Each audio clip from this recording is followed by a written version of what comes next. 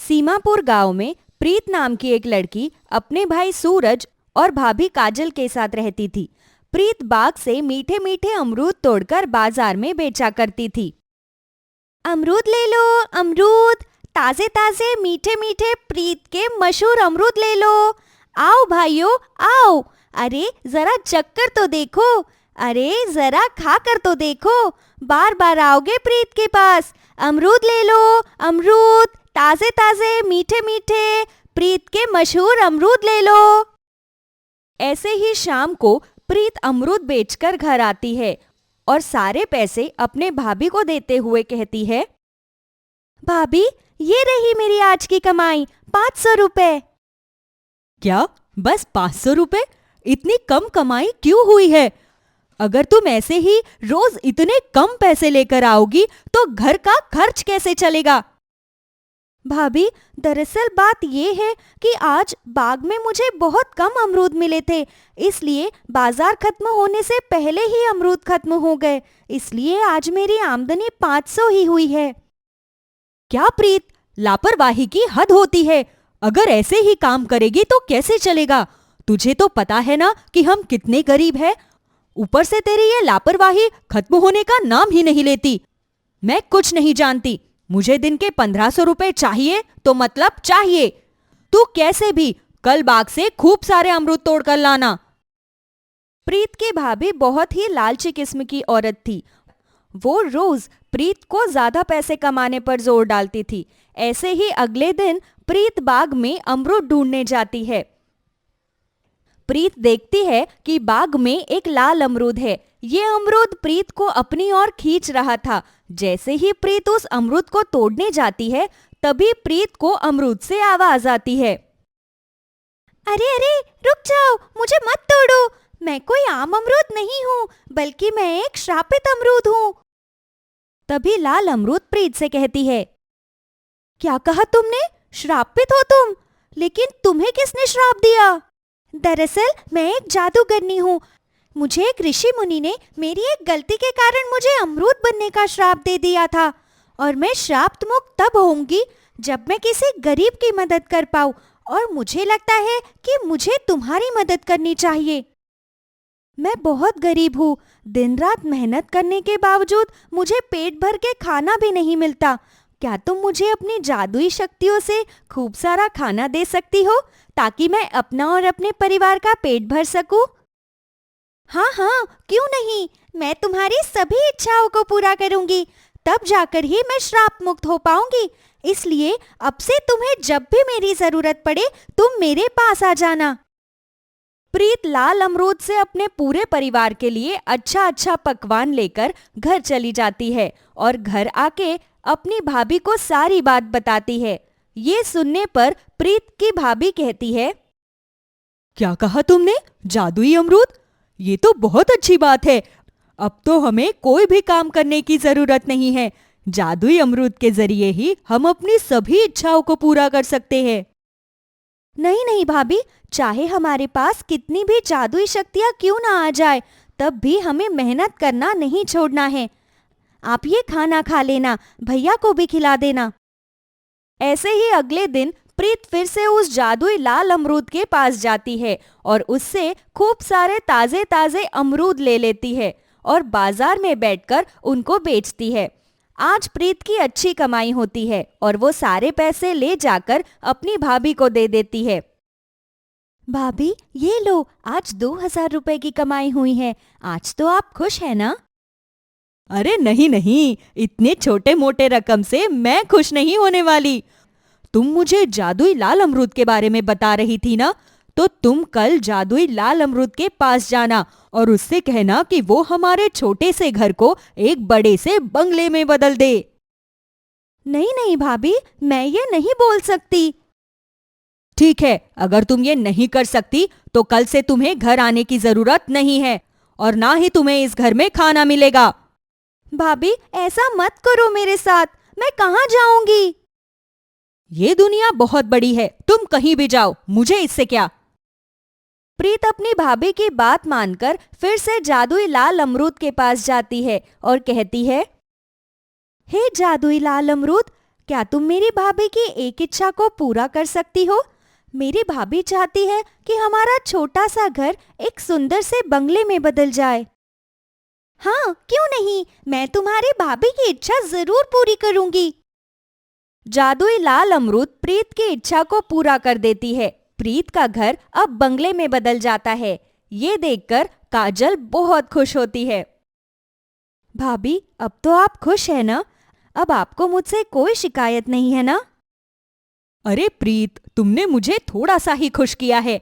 एक काम करो, कल तुम फिर से जादुई अमरूद के पास जाना और उससे कहना कि वो मुझे बहुत ही ज्यादा सुंदर और बहुत ही ज्यादा गोरी बना दे। मेरा रंग दिन प्रतिदिन काला होता जा रहा है और मुझे अपना ये रंग बिल्कुल पसंद नहीं आ रहा। क्या भाभी, इंसान गोरा हो या काला क्या फर्क पड़ता है? अरे, तुम्हें जैसा कहा जाए वैसा ही किया करो। ज्यादा सवाल जवाब करने की कोशिश भी मत करो। अगले दिन प्रीत फिर से जादुई लाल अमरूद के पास जाती है और उससे अपनी भाभी की इच्छा बताती है। हे जादुई लाल अमरूद, क्या तुम मेरी भाभी को बहुत ही ज्यादा सुंदर और बहुत ही ज्यादा गोरी बना सकती हो?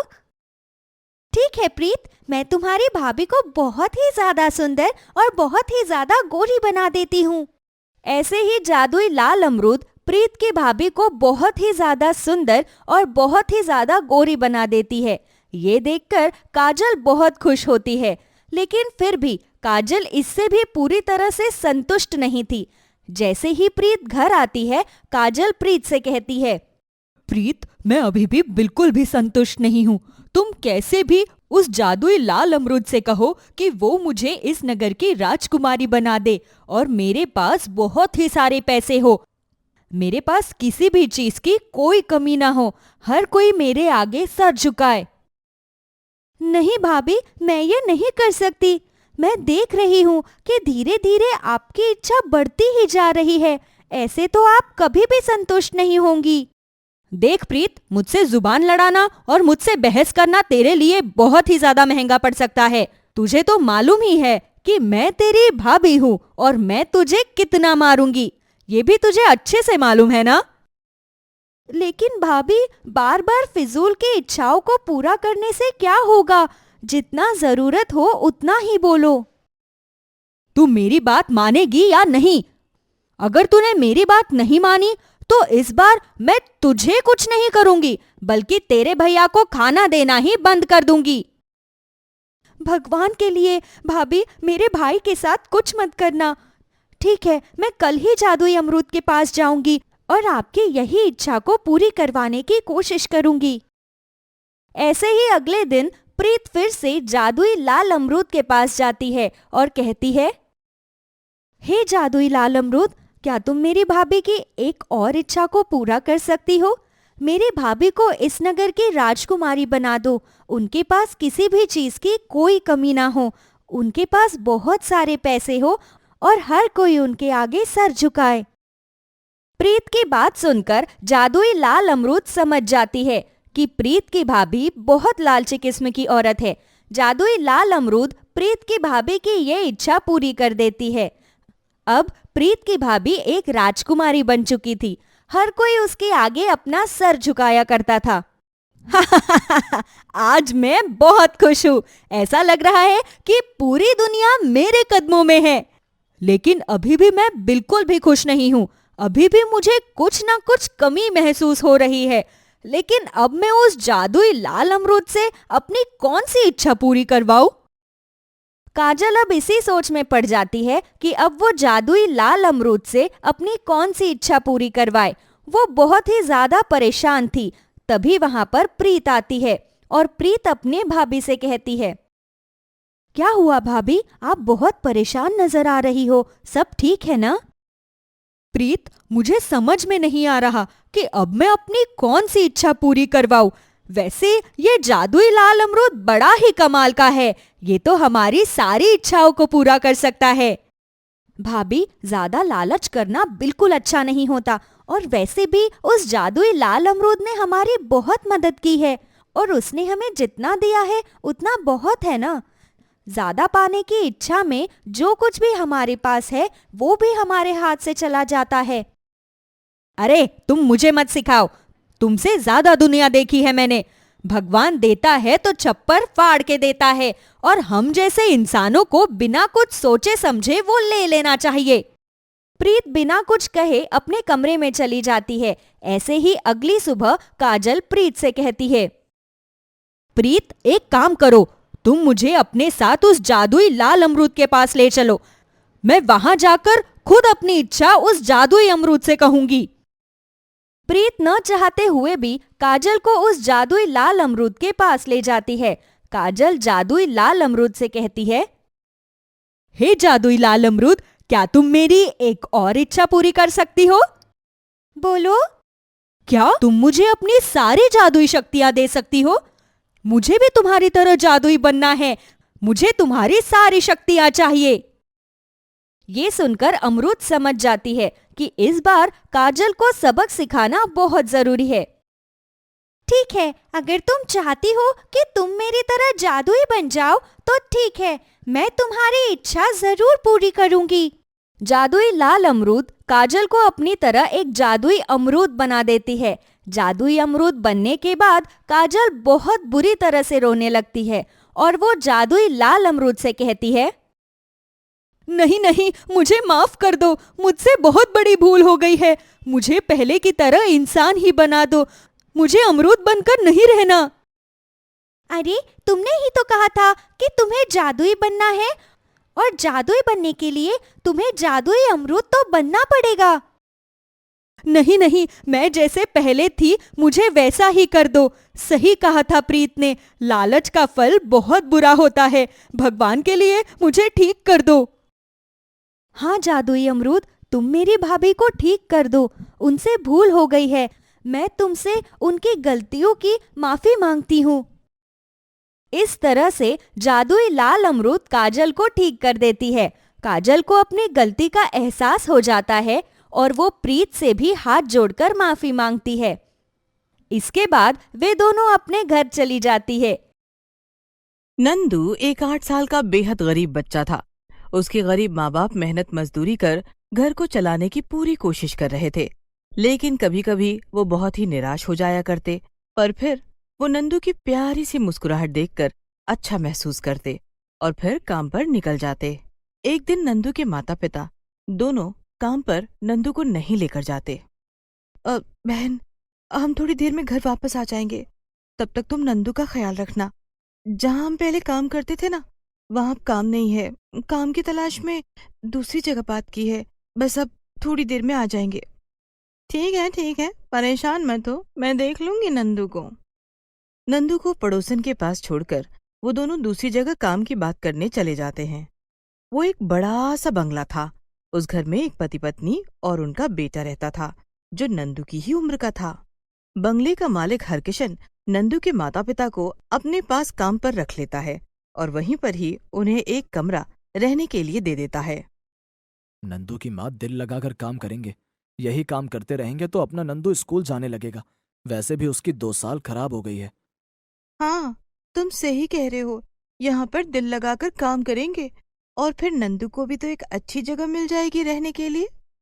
अगले दिन ही सुबह सुबह वो लोग अपने थोड़े से सामान के साथ उस सर्वेंट क्वार्टर में आकर रहने लगते हैं। नंदू देखता है वहां पर तरह तरह के पौधे थे। कुछ पौधे तो सब्जियों के भी थे। मिलजुल कर आपस में जो ठीक लगे वो काम कर लेना, लेकिन मुझे शिकायत नहीं आनी चाहिए। और मेरा बेटा तो तुम्हारे बेटे की उम्र का ही है, उसका भी ख्याल रख लेना। तभी वो अपने बेटे जय को आवाज लगाकर बुलाता है। देखो बेटा, स्कूल से आने के बाद ये अंकल आंटी आपका ध्यान रखेंगे, कोई शरारत नहीं करना। हाँ? जय नंदू को देखता है तो तुम भी यहीं पर रहोगे? हाँ, मैं भी यहीं पर रहूंगा। चलो तो फिर दोस्त बन जाते हैं। जय नंदू का हाथ पकड़कर उसे खेलने के लिए ले जाता है। उसके बाद नंदू के माता पिता काम में लग जाते हैं। एक दिन, देखो, कुछ सब्जियां हम बाजार से नहीं लाते, वो हमारे बड़े से गार्डन में ही लगी हुई है, वहां से टमाटर तोड़ लाओ। हाँ, ले आऊंगी मालकिन। नंदू की माँ नंदू को लेकर टमाटर तोड़ने के लिए उस बड़े से गार्डन के कोने में जाती है। वहां एक पौधे पर एक बड़ा और बाकी सारे छोटे टमाटर थे। नंदू उस बड़े टमाटर को तोड़ने लगता है कि तभी सारे छोटे टमाटर उसका हाथ पकड़ लेते हैं पर ये देखकर नंदू डर जाता है। हाथ छोड़ो मेरा। सारे बगीचे में इतने सारे टमाटर हैं, फिर तुम यहाँ पर क्यों आए हो? ये हमारी माँ है। अरे मेरे बच्चों, इस तरह गुस्सा मत हो। वो छोटा बच्चा है, डर जाएगा। उसे नहीं पता था ना कि हम लोग जादुई टमाटर हैं। अगर यह गलती से ही तोड़ देता आपको तो मेरा सारा जादू खत्म हो जाता है। जादुई टमाटर क्या होता है? ये कितना मासूम और भोला है। बच्चे, जादुई टमाटर का मतलब होता है कि हम में जादू है और हम कुछ भी कर सकते हैं। सचमुच में तुम लोग कुछ भी कर सकते हो? हाँ हाँ, हम कुछ भी कर सकते हैं। क्या तुम्हें हम पर यकीन नहीं है? यकीन क्या होता है? इसका मतलब होता है कि तुम हमारी बात को झूठा मान रहे हो। अच्छा, तो तुम जादू जानते हो तो देखो, वो मेरी माँ है और देख रहे हो उनकी साड़ी कितनी फटी हुई है। उनकी साड़ी को नया कर दो। तभी जादुई टमाटर और उसके बच्चों में से एक रोशनी से निकलती है जो नंदू की माँ पर गिरती है और उसकी साड़ी बदल जाती है। ये देखकर नंदू की माँ बुरी तरह घबरा जाती है और सारे टमाटर वहाँ पर फैल जाते हैं। नंदू भागता हुआ अपनी माँ के पास आता है और जोर जोर से हंसने लगता है। तुम हंस रहे हो? तुम्हें पता भी है अभी क्या हुआ? हाँ, मुझे तो सब कुछ पता है। माँ, तुम्हें पता है वो पौधा देख रही हो? उस पर जो टमाटर और वो छोटे छोटे टमाटर लगे हैं, वो सब जादुई हैं। बड़ा टमाटर छोटे टमाटर की माँ है। चुप कर, ऐसा कुछ नहीं होता। कुछ भी उटपटांग बोल रहा है। मुझे तो ये समझ ही नहीं आ रहा कि ये साड़ी कैसे बदल गई। कह तो रहा हूं मैं, ये उस जादुई टमाटर उसके बच्चों ने किया है। और अगर मेरी बात पर यकीन नहीं है तो चलो मेरे साथ, मैं उनसे पूछवा देता हूँ। नंदू उसे उन जादुई टमाटर के पास लेकर आता है। मेरी माँ को आप पर भरोसा नहीं हो रहा। उन्हें भी बताओ कि आप जादुई टमाटर हो। ये लो, तुम तो सारी दुनिया को बता दोगे कि हम लोग जादुई टमाटर हैं और यहाँ रहते हैं। यूं जादुई टमाटर को बात करता हुआ देख नंदू की माँ नंदू को अपने साथ चिपका लेती है। अरे ये सब क्या है? भला टमाटर भी कभी बात करते हैं? हम कोई आम टमाटर नहीं हैं, हम हैं जादुई टमाटर और मेरे बच्चे यहाँ रहते हैं। और ये बात बस अभी इस बच्चे को पता चली है और अब तुम दोनों किसी को बताना मत, वरना तो मैं और मेरे बच्चे परेशान हो जाएंगे। नहीं नहीं, हम किसी को नहीं बताएंगे। तुम बिना डर के यहाँ पर रहो। पर तुम लोग यहाँ पर क्यों हो, ये तो बता दो। जब हम बड़े हो जाएंगे तो हम अपनी माँ के साथ अपने देश चले जाएंगे। एक माँ ही अपने बच्चों को दुनिया का ज्ञान देती है, इसीलिए हमें भी ऐसा ही करना पड़ता है और इसीलिए हम लोग यहाँ पर हैं। हमसे कोई मदद चाहिए हो तो बता देना। मदद? कैसी मदद कर सकती हो तुम? जैसी भी तुम्हें चाहिए। हमसे पैसा चाहिए, सोना चाहिए, चांदी चाहिए, जैसा भी तुम्हें अच्छा लगे बस बता देना। अभी तो कुछ नहीं चाहिए। टमाटर तोड़कर मालकिन को देने हैं, वरना वो बहुत गुस्सा हो जाएंगी। नंदू और नंदू की माँ टमाटर लेकर घर के अंदर जाते हैं। नंदू की माँ नंदू से कहती है, ये बात किसी को बताना मत। नंदू भी अपनी माँ से वादा करता है कि वो ये बात किसी को नहीं बताएगा। नंदू रोज जादुई टमाटर के बच्चों से बात करता और वहीं पर खेलता कूदता। एक दिन वो जादुई टमाटर के बच्चों से बात कर रहा था कि तभी जय चाबी हाथ में घुमाता हुआ आता है और अपने पापा की गाड़ी में बैठकर उसे स्टार्ट कर देता है। उधर क्या कर रहे हो नंदू? आओ, तुम्हें आज मैं गाड़ी में घुमाता हूँ। जय को गाड़ी स्टार्ट किया हुआ देख नंदू की माँ भाग कर आती है। नहीं बेटा, तुम ये क्या कर रहे हो? अभी तुम बहुत छोटे हो, गाड़ी से उतरो, ये चाबी मुझे दे दो। नहीं नहीं, मैं चाबी नहीं दूंगा। मैं भी पापा की तरह गाड़ी चलाऊंगा। और ये कहकर वो गाड़ी स्टार्ट करने लगता है और उधर ये देखकर नंदू की माँ बुरी तरह घबरा जाती है। वो भागकर जादुई टमाटर के पौधे के पास जाती है। हमारी नौकरी चली जाएगी, तुम कुछ करो, उस बच्चे को गाड़ी से बाहर निकाल दो। अरे अरे, तुम परेशान मत हो, मैं देख लेती हूँ। तभी अचानक से जय गाड़ी से बाहर निकल आता है और चाबी नंदू की माँ के हाथ में आ जाती है। तभी वहाँ पर नंदू के बाबा आते हैं। देखो तो अभी जय ने क्या किया। वो तो भगवान का शुक्र है कि जादुई टमाटर ने उसे बचा लिया। क्या कहा? जादुई टमाटर ने? ये तुम क्या बोल रही हो? नंदू की माँ अपने पति को वो सारी बात बता देती है और जय का हाथ पकड़कर उसे घर के अंदर ले आती है। अगले दिन टमाटर के बच्चे बड़ी ही शरारत कर रहे थे, एक दूसरे से लड़ रहे थे और बातें सुना रहे थे। नंदू उन लोगों की बातें सुनकर हंस रहा था। तुम चुप हो जाओ बच्चों, देखो तो ये बच्चा तुम्हारे ऊपर कैसे हंस रहा है। तो उसे हंसने दो, उसे अच्छा लग रहा है। नहीं, वो हंसने वाला नहीं हंस रहा है, तुम्हारा मजाक उड़ा रहा है। इसलिए तुम लोग चुप हो जाओ और इस बात से ये सीखो कि आपसी लड़ाई को लोग हंसकर ही देखते हैं। माँ को ऐसे कहते हैं वो चुप हो जाते हैं। तभी नंदू की माँ वहाँ आ जाती हैं और दुखी होकर जादुई टमाटर से कहती हैं, तुमने कहा था जो मुझे चाहिए वो तुम मुझे दे सकते हो। देखो, हम मेहनत करने से नहीं घबराते, लेकिन तुम इस बड़े बंगले को देख रहे हो। हम 2 जने सुबह से लेकर रात तक इस घर की सफाई में और कामकाज में लगे रहते हैं। इस बीच हम अपने बेटे को देख नहीं पाते, और मैं चाहती हूँ कि नंदू भी और बच्चों की तरह स्कूल जाए, अपनी पढ़ाई करे और बड़ा आदमी बने। सही कह रही हो, एक माँ को ही इस तरह बच्चों की फिक्र होती है। देखो ना, मैं भी तो अपने बच्चों की फिक्र के लिए यहाँ आई हूँ। बस अब ये 2 दिन में ही बड़े हो जाएंगे, फिर हम लोग यहाँ से चले जाएंगे। क्या तुम मेरे लिए एक काम कर सकती हो?